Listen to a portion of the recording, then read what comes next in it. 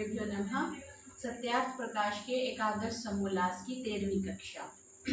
प्रकरण क्या चल रहा है कि भिन्न भिन्न मत संप्रदायों में क्या क्या होता है, क्या क्या पूजा पद्धति चलती है, उनका क्या इफेक्ट होता है, उनसे मुक्ति मिलती है नहीं मिलती है, कौन सा धर्म का मार्ग है, कौन सा अधर्म का मार्ग है। तो महर्षि दयानंद सरस्वती जी बहुत बारीकी से हर एक चीज का अन्वेषण करते हुए बता रहे हैं।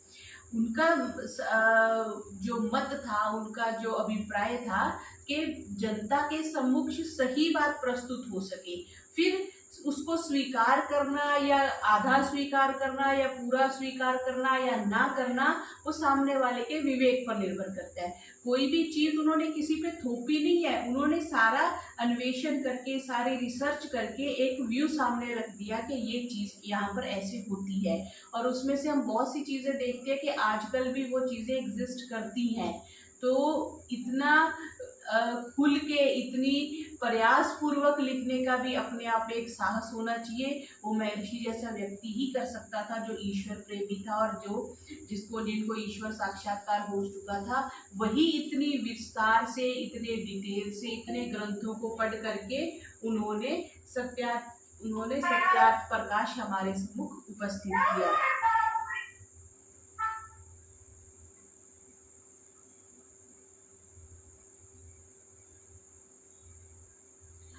तो कल हमने जो देखा था वो था भिन्न भिन्न जो तांत्रिक क्रियाएं करते हैं उसके बारे में महर्षि ने बताया था। अब उसी की विवेचना आगे चल रही है। क्या बता रहे हैं, जो मेरे पास पुस्तक है उसमें है 240 पृष्ठ संख्या कि एक चोली मार्ग और बीज मार्गी भी होते हैं। चोली मार्ग वाले किसी गुप्त स्थान या भूमि में एक स्थान बनाते हैं, वहां सबकी स्त्रियां, पुरुष, लड़का, लड़की, बहन, माता, पुत्र सब इकट्ठे होकर मिल मिलाकर मांस खाते, मद्य पीते और कुछ कुछ ऐसी क्रियाएं करते हैं जो कि सामाजिक स्तर पर स्वीकार्य नहीं होती। और फिर एक मिट्टी की मांद लेकर सब वस्त्र उसमें रख के कुछ ऐसी प्रक्रियाएं करते हैं कि जिनसे जो कि हम सामाजिक स्तर पे आसानी से जिनको हम स्वीकार नहीं करते। कुछ कुकर्म भी करते हैं, नशा चढ़ने पे और क्रियाएं करते हैं और प्रातः काल वो अपने अपने घर को चले जाते हैं। और जो बीज मार्गी होते हैं वो भी किसी प्रकार से क्या करते हैं कि कुछ जल में कुछ ऐसी क्रियाएं कर देते हैं और ऐसी क्रियाएं करने को वो अपने कर्मों की मुक्ति का साधन मानते हैं और वो पूर्णतः विद्या, विचार और सज्जनता आदि से रहित होते हैं। फिर प्रश्न किया जा रहा है कि शैव मत वाले तो अच्छे होते हैं, आपने इन जो ये तांत्रिक क्रियाएं करते हैं या ये जो दूसरी प्रक्रियाएं अभी मार्ग वाले बताए, बीज मार्गी और चोली मार्गी बताए, इनसे तो अच्छे हैं। तो महर्षि कह रहे हैं अच्छे कहाँ होते हैं, जैसा प्रयत्नाथ वैसा भूतनाथ। जैसे वाम मार्गी मंत्रोपदेश से उनका धन हरते हैं, वैसे शैव भी ओम नमः शिवाय इत्यादि पंच अक्षर आदि मंत्रों का उपदेश करते, रुद्राक्ष भस्म धारण करते, मट्टी के पाषाण के लिंग बनाकर पूजते हैं और हर हर बम बम और बकरे के शब्द के समान बड़ बड़ बड़ मुख से शब्द करते हैं। उसका कारण यह है कि ताली बजाने और बम बम शब्द बोलने से पार्वती प्रसन्न और महादेव अप्रसन्न होता है। क्योंकि जब भस्मासुर के आगे से महादेव भागे थे तब बम बम और ठट्ठे की तालियां बजी थी और गाल बजाने से पार्वती अप्रसन्न और महादेव प्रसन्न होते हैं। क्योंकि पार्वती के पिता दक्ष प्रजापति का सिर काट आगी में डाल उसके धड़ पर बकरे का सिर लगा दिया था, उसकी नकल बकरे के शब्द के तुल्य गाल बजाना मानते हैं और शिवरात्रि प्रदोष का व्रत करते इत्यादि से मुक्ति मानते हैं। इसलिए जैसे वाम मार्गी भ्रंत है वैसे शैव भी। इनमें विशेषकर कनफटे, नाथ, गिरी, पुरी, वन, अरण्य, पर्वत, सागर और गृहस्थ भी शैव होते हैं। शैव की बड़े आगे मत चलते हैं, जैसे कनफटे, नाथ संप्रदाय अभी भी चलता है। गिरी ये सन्यास परंपरा से है, गिरी जी महाराज कई सन्यासी अपने नाम के साथ गिरी लगाते हैं, पुरी लगाते हैं। बनारस में और अयोध्या में ये अक्सर आजकल भी उपस्थित होते हैं। वन, अरण्य, पर्वत, सागर और गृहस्थ भी शैव होते हैं। कोई कोई दोनों घोरों पर चलते हैं, अर्थात वाम और शैव दोनों मतों को मानते हैं। कितने ही वैष्णव भी रहते हैं। उनके लिए फिर एक श्लोक दिया है, तंत्र का श्लोक है कि भीतर शाक्त अर्थात वाममार्गी और बाहर शैव, भीतर वाममार्गी और बाहर शैव अर्थात रुद्राक्ष भस्म धारण करते हैं और सभा में वैष्णव कहते हैं कि हम विष्णु के उपासक हैं। ऐसा नाना प्रकार के रूप धारण करके वाममार्गी लोग पृथ्वी में विचरते हैं। फिर कह रहे हैं चलो ये नहीं तो वैष्णव तो अच्छे होंगे, तो क्या धूड़ अच्छे हैं? जैसे वे हैं वैसे ही हैं। देख लो वैष्णवों की लीला, अपने को विष्णु का दास मानते हैं। उनमें से श्री वैष्णव जो कि चक्रांकित होते हैं वे अपने को सर्वोपरि मानते हैं, सो कुछ भी नहीं है। ये चक्रांकित पता नहीं क्या चीज है, शायद विष्णु जी के हाथ में सुदर्शन चक्र होता है, कुछ इस तरह की प्रक्रिया हो रही होगी। फिर कह रहे क्यों कुछ भी नहीं, सब कुछ है। देखो ललाट में नारायण के चरणारविंद के सदृश तिलक और बीच में पीली रेखा श्री होती है, इसलिए हम श्री वैष्णव कहते हैं। एक नारायण को छोड़कर दूसरा किसी को नहीं मानते। महादेव के लिंग का दर्शन भी नहीं करते क्योंकि हमारे ललाट में श्री विराजमान है। वह लज्जित होती हैं, आल मंत्रादि स्त्रोतों का पाठ करते हैं, मांस नहीं खाते, न मद्य पीते हैं, फिर अच्छे क्यों नहीं, ये प्रश्न किया जा रहा है। फिर इसका उत्तर क्या है कि इस तिलक को हरि पद आकृति, इस पीली रेखा को श्री मानना व्यर्थ है क्योंकि वह तो तुम्हारे हाथ की कारीगरी और ललाट का चित्र है। जैसे हाथी का ललाट चित्र विचित्र करते हैं, तुम्हारे ललाट में विष्णु के पद का चिन्ह कहाँ से आया? हाथी को जब ये बचपन में हम देखते थे ना, गली में कई बार हाथी को लेके आते थे, पैसे लेते थे, फिर आटा लेते थे, तो उसके मस्तक पे काफी चित्रकारियां करी होती थी ताकि देखने में सुंदर लगे। फिर मूंछ पे सूंड पे भी काफी कुछ किया होता था। तो वही बता रहे हैं कि वो तो कला, जैसे हाथी का ललाट पे चित्र विचित्र करते हैं, तो तुम्हारे ललाट में विष्णु के पद का चिन्ह कहाँ से आया? क्या कोई बैकुंठ में जाकर विष्णु के पद का चिन्ह ललाट में करा के आया है? वो तो आपने हाथ से की जाती है ना, ये बता रहे हैं।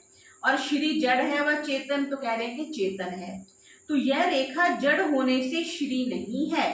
हम पूछते हैं कि श्री बनाई हुई है या बिना बनाई?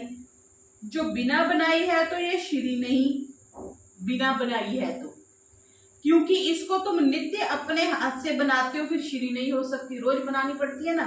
और जो तुम्हारे ललाट में श्री हो तो कितने ही वैष्णवों का बुरा मुख अर्थात शोभा रहित क्यों दिखता है? श्री का अर्थ शोभा होता है ना, श्री, तभी आगे नाम के आगे भी श्री श्री लगाते हैं। ललाट में श्री और घर घर में भीख मांगते और सदा व्रत लेकर पेट भरते क्यों फिरते हो? यह बात सीढ़ी और निर्लज्जों की है कि कपाल में श्री और महादरिद्रों के काम करते हैं। इनमें एक परिकाल नाम का वैष्णव भगत था। वह चोरी डाका मार छल कपट कर पराया धनहर वैष्णवों के पास धर प्रसन्न होता था। एक समय उसको चोरी में पदार्थ कोई नहीं मिला जिसको लूटे, व्याकुल होकर फिरता था। नारायण ने समझा कि हमारा भक्त दुख पाता है। सेठ जी का स्वरूपधर अंगूठी आदि आभूषण पहन रथ में बैठकर सामने आए, तब तो परिकाल रथ के पास गया। सेठ से कहा कि सब वस्तु शीघ्र उतार दो, नहीं तो मार डालूंगा। उतारते उतारते अंगूठी उतारने में देर लगी। परिकाल ने नारायण की उंगली काट अंगूठी ले ली। नारायण बड़े प्रसन्न हो चतुर्भुज शरीर बना दर्शन दिया।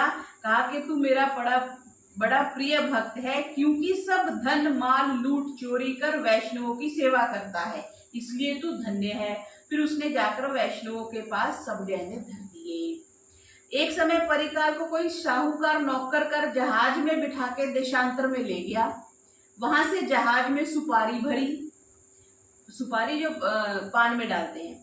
परिकाल ने सुपारी तोड़ आधा टुकड़ा कर बनिए से कहा कि यह मेरी आधी सुपारी जहाज में धर दो और लिख दो कि जहाज में आधी सुपारी परिकाल की है। बनिए ने कहा चाहे तुम 1000 सुपारी ले लेना।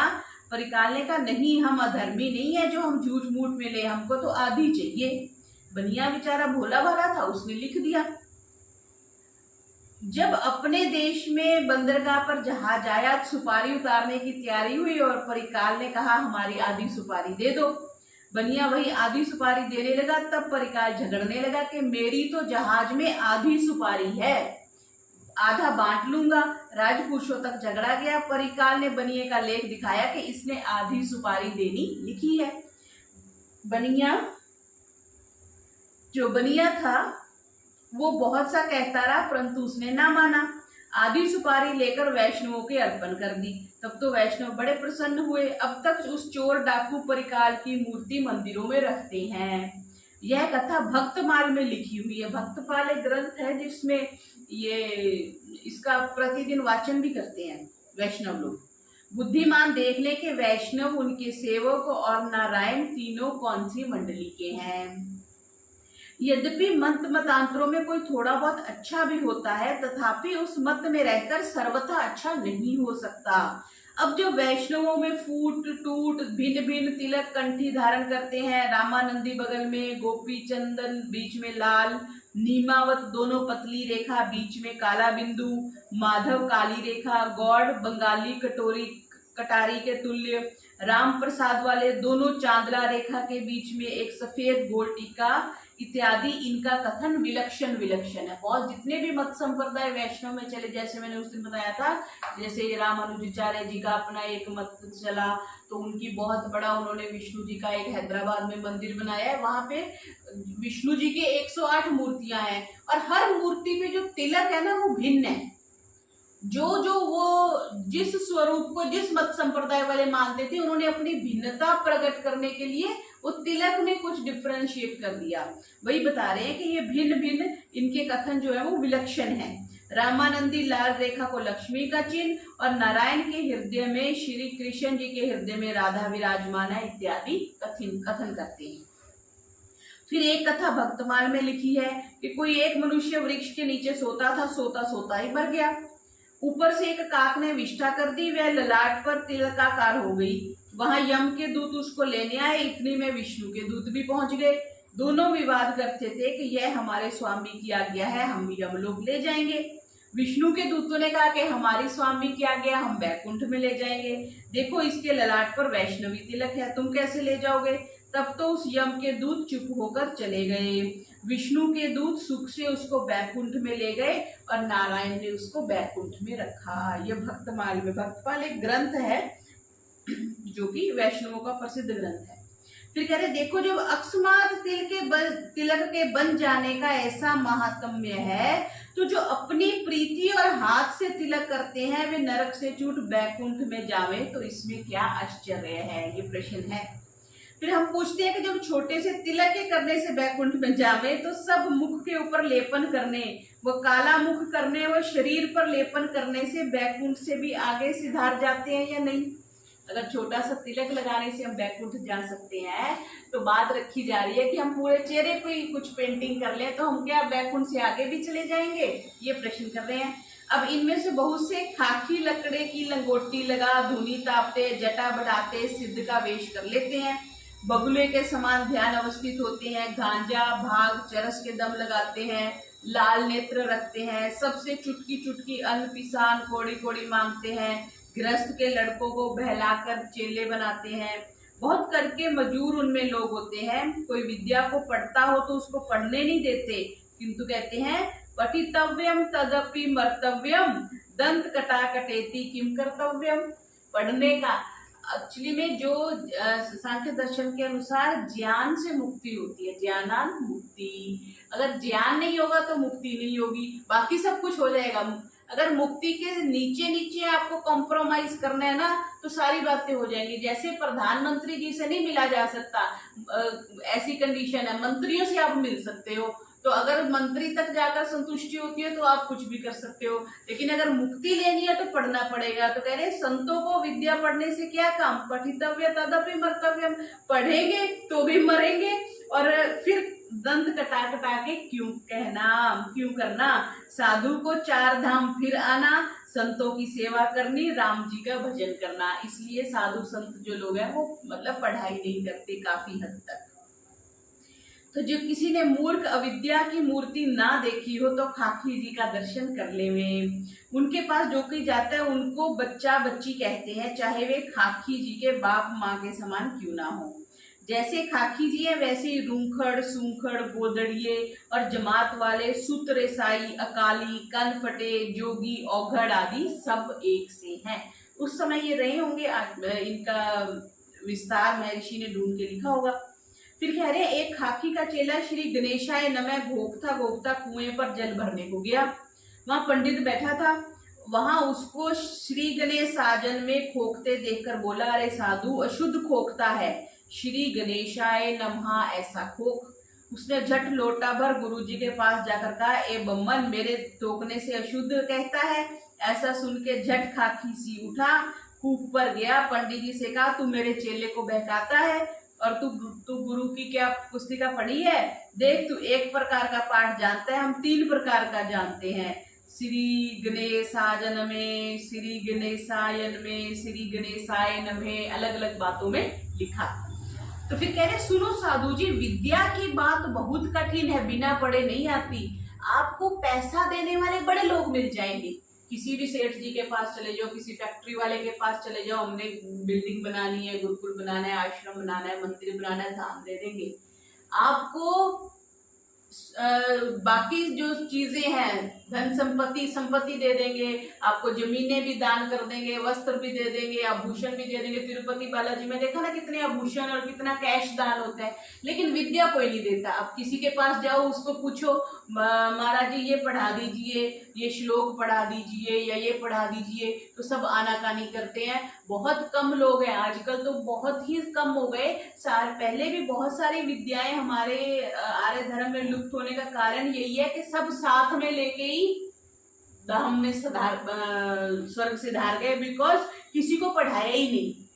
तो विद्या का दान, वही कह रहे हैं कि विद्या की बात बहुत कठिन है, क्योंकि विद्या देने के लिए समय लगता है, पुरुषार्थ लगता है। अगर भजनानंदी बनना है, सिर्फ भजन करना है, वही मैं कल परसों किसी आर्य समाज से फोन आया तो वो बोल रहे थे कि आप कार्यक्रम में आना, तो थोड़ा सा उनको आपत्ति भी लगी होगी, तो मैंने हंस के कह दिया, मैंने कहा वही भजन सुनाएंगे, वही प्रवचन सुनाएंगे। क्यों?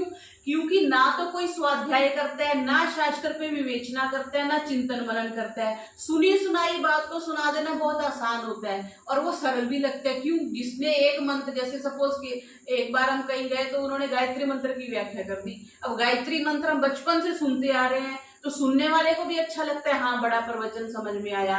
और मिला क्या उससे, अंदर क्या हुआ? जो भी आप क्रिया करें, चाहे वो पाठ पूजा हो, चाहे वो यज्ञ हो, चाहे कोई भी अनुष्ठान हो, आपके अंदर जब तक बदलाव नहीं आता, बाकी सारी कथा कहानी है वो यहीं की यहीं धरी रह जाएगी। धर्म वो बनता है जो आपके जीवन में उतर गया, आपके अंदर आ गया। तो वही बात करें कि विद्या की बात बहुत कठिन है, विद्या बहुत कम लोग पढ़ाते हैं, पर बिना पढ़े आती नहीं है। तो खाकी बोल रहे हैं, चब बले सब विद्वान को हम रगड़े मारे, घांजे भाग में घोट एकदम सब उड़ा दिए, संतों का घर बड़ा है तू बाबूड़ा क्या जाने। मतलब वो पढ़ाई का निषेध कर रहे हैं। देखो जो तुमने विद्या पढ़ी होती तो ऐसा शब्द क्यों बोलते, सब प्रकार का तुमको ज्ञान होता। तो खाकी बोलते, अबे तू हमारा गुरु बनता है, तेरा उपदेश हम नहीं सुनते। पंडित कह रहे, सुनो कहाँ से, बुद्धि नहीं है। उपदेश सुनने और समझने के लिए विद्या चाहिए, इसको अंडरलाइन करेंगे। सबको उपदेश समझ में नहीं आता। बहुत से लोग होते हैं प्रवचन सुनेंगे, उसके बाद कहेंगे जी ये समझ में नहीं आया, प्रवचन तो बहुत अच्छा था। कोई उनसे पूछे दी, हाँ महाराज जी का प्रवचन सुन के आए हो, क्या बात समझ में आई, कुछ हमें भी बताओ। नहीं, हमें ये नहीं पता उन्होंने क्या बताया, क्या समझाया, ये भी नहीं पता, लेकिन प्रवचन बहुत अच्छा था, ताली अच्छी बजाई, दक्षिणा अच्छी लेके आ गए। जो सब वेद शास्त्र पढ़े, संतों को ना माने तो जानो वे कुछ भी नहीं पढ़ा। तो पंडित कह रहे हैं, हम संतों की सेवा करते हैं, परंतु तुम्हारे जैसे हुड़दंगों की नहीं, क्योंकि संत सज्जन विद्वान धार्मिक परोपकारी पुरुषों को कहते हैं। संत किसको कहते हैं जी? जो सज्जन है, जो विद्वान है, जो धार्मिक है और परोपकारी पुरुष है, उसको संत कहते हैं।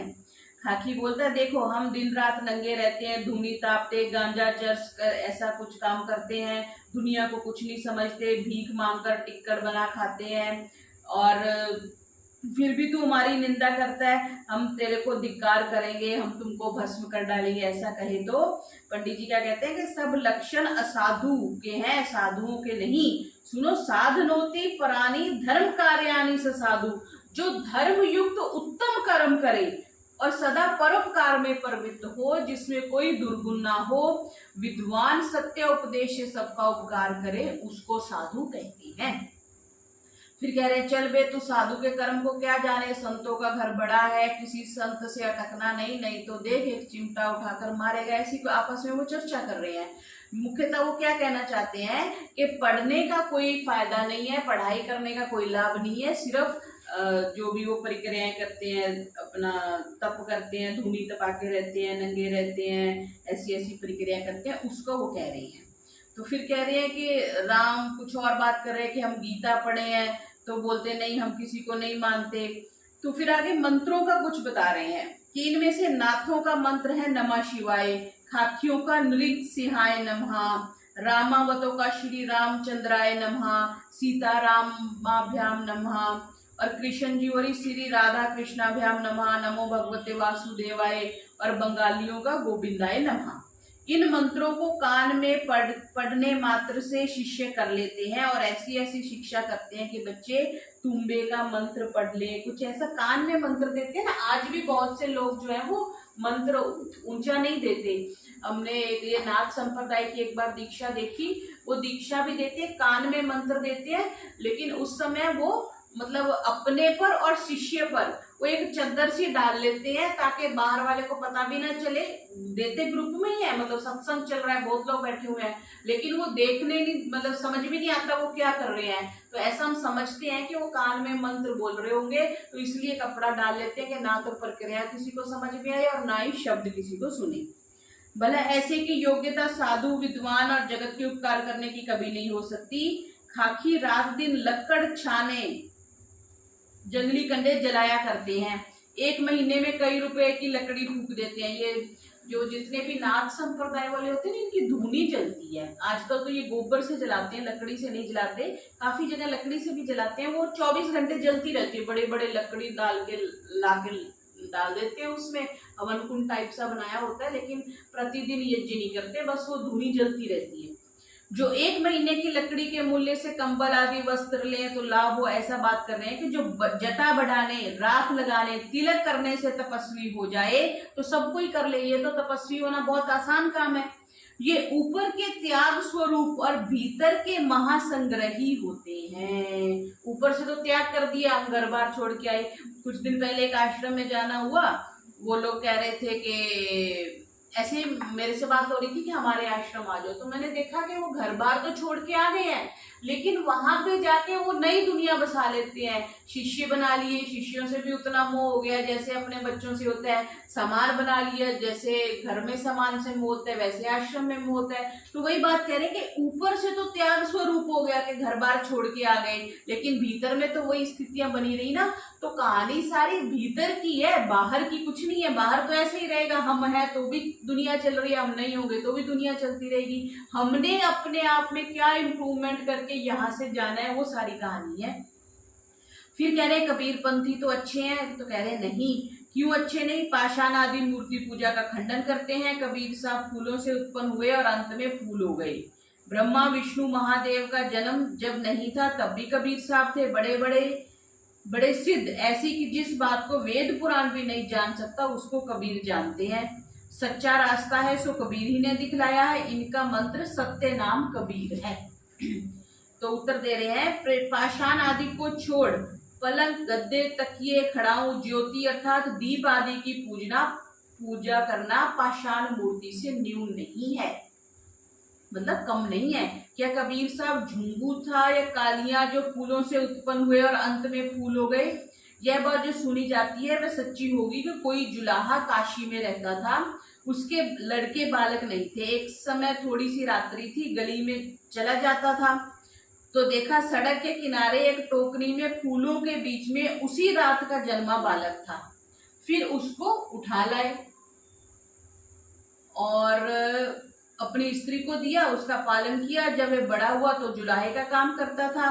किसी पंडित के पास संस्कृत पढ़ने के लिए गया, उसने उसका अपमान किया और कहा हम जुलाहे को नहीं पढ़ाते। इसी प्रकार कई पंडितों के पास फिरा परंतु किसी ने ना पढ़ाया। तब ऊटपटांग भाषा बनाकर जुलाहे आदि नीच लोगों को समझाने लगा। तंबूरे लेकर गाता था, भजन बनाता था। विशेष पंडित कुछ ऐसी उनकी व्याख्या करी है। तो कह रहे हैं कि कुछ ऐसी बातें उनको शब्द सुनने में लगाते थे और उसी को शंकर परमेश्वर का ध्यान बतलाते थे। सुरत, हाँ, मन की वृत्ति को वो सुरत कहते थे और उसी को संत और परमेश्वर का ध्यान लगाना बतलाते थे। वहां काल नहीं पहुंचता, बर्छी के समान तिलक और चंदन आदि लकड़ी की कंठी बांधती हैं। भला विचार कर देखो कि इसमें आत्मा की उन्नति और ज्ञान क्या बढ़ सकता है। यह केवल लड़कों के खेल के समान लीला है। फिर बात कर रहे हैं कि पंजाब देश में नानक जी ने एक मार्ग चलाया है, क्योंकि वे भी मूर्ति का खंडन करते थे। मुसलमान होने से बचाए, वे साधु भी नहीं हुए किंतु गृहस्थ बने रहे। देखो, उन्होंने यह मंत्र उपदेश दिया, इसी से विदित होता है कि उनका आशय अच्छा था। ओम सत्य नाम कर्ता पुरुष निर्भो निर्वैर अकाल मूरत अजूनी सहबं गुरु प्रसाद जप आद सच जुगाल सच है भी सच नानक होसी भी सच। ओम, जिसका सत्य नाम है, वह कर्ता पुरुष कैसा है? भय और वैर से रहित है। अकाल मूरत है, जो काल में और योनि में नहीं आता। प्रकाशमान है, उसी का जप गुरु की कृपा से कर। वह परमात्मा आदि में सच था, युगों की आदि में सच है, वर्तमान में सच है और होगा भी सच। ये प्रश्न है। तो महर्षि क्या उत्तर दे रहे हैं कि नानक जी का आशय बहुत अच्छा था, परंतु विद्या नहीं थी। हाँ, भाषा उस देश की जो कि ग्रामों की है उसे जानते थे। वेद आदि शास्त्र और संस्कृत कुछ भी नहीं जानते थे। जो जानते होते निर्भय शब्द को निर्भो क्यों लिखते। ये गुरुमुखी लिपि एक अलग ही है ना, और इसका दृष्टांत उनका बनाया संस्कृति स्रोत है। चाहे मैं संस्कृत में भी पकड़ाऊं, परंतु बिना पढ़े संस्कृत कैसे आ सकती है। हाँ, उन ग्रामीणों के सामने जिनको संस्कृत कभी नहीं सुनी, संस्कृति बनाकर संस्कृत के भी पंडित बने होंगे। यह बात अपनी मान प्रतिष्ठा और प्रख्याति की इच्छा के बिना कभी ना करते। उनको अपनी प्रतिष्ठा की इच्छा अवश्य थी, नहीं तो जैसी भाषा जानते थे कहते रहते। यह भी कह देते कि मैं संस्कृत नहीं पढ़ा। जब कुछ अभिमान था तो मान प्रतिष्ठा के लिए कुछ दम भी हुआ होगा, इसलिए उन्होंने ग्रंथ में जहां तहां वेदों की निंदा और स्तुति भी की है।